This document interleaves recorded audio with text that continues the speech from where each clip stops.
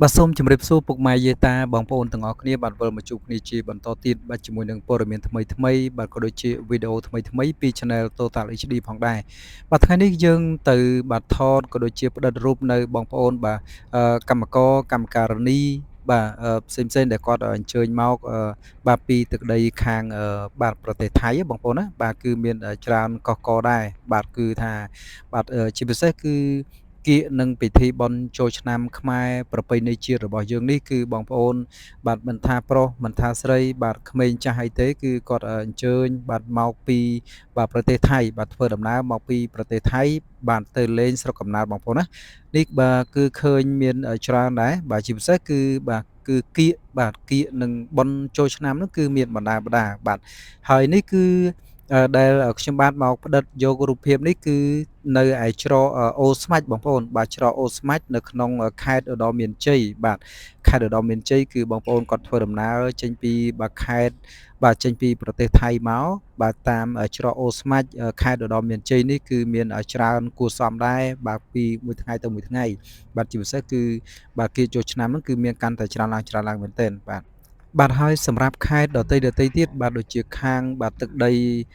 បាទប៉ោយប៉ែតអីហ្នឹងឬក៏ខាងទឹកដីខាងប៉ៃលិនអីហ្នឹងបាទក៏អាចមានបងប្អូនគាត់បាទធ្វើការចំណាកស្រុកមកលេងបាទស្រុកកំណើតរបស់ខ្លួននៅក្នុងពិធីបុណ្យចូលឆ្នាំបាទប្រពៃណីជាតិខ្មែរបាទឆ្នាំ2025នេះផងដែរបាទហើយជូនពរបងប្អូនទាំងអស់គ្នាបាទសុខសុវត្ថិភាពការធ្វើដំណើរបាទទាំងទៅទាំងមកក៏ដូចជាការមកលេងនៅស្រុកកំណើតរបស់បងប្អូនក៏ដូចជាការវិលត្រឡប់ទៅបាទបំពេញការងារនៅក្រៅប្រទេសឬក៏ប្រទេសថៃវិញបាទក៏សូមទទួលបាននូវសុខសុវត្ថិភាពទាំងអស់គ្នាបាទលុយចូលនៅក្នុងឱកាសបាទចូលឆ្នាំខ្មែរប្រពៃណីជាតិរបស់យើងផងដែរបាទសម្រាប់បងប្អូនដែលគាត់អញ្ជើញមកចេញមកចូលទឹកដីកម្ពុជាយើងគឺភាគច្រើនគឺនៅពេលល្ងាចបងប្អូនណាបាទពេលល្ងាចគឺសម្បូរបាទពេលព្រឹកហ្នឹងមិនសូវជា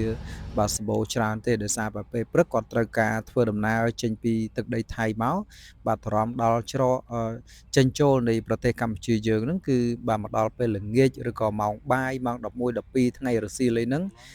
បាទគឺបងប្អូនដែលជាកម្មករកម្មការិនីឬក៏បាទជាបាទខាងធ្វើការខាងសំណង់អីហ្នឹងរោងចក្រអីផ្សេងៗបាទនៅខាងក្រៅប្រទេសនៅខាងប្រទេសថៃគឺគាត់ធ្វើដំណើរបាទវិលត្រឡប់មកលេងស្រុកកំណើតបាទជួនកាលគាត់ទៅធ្វើការរយៈពេល1ឆ្នាំឬក៏ក្រោម1ឆ្នាំបាទឬក៏លើសនឹងយូរចឹងទៅគាត់មកលេងបាទអរគុណណាស់បាទជួបគ្នាជាបន្តទៀតផងដែរបាទ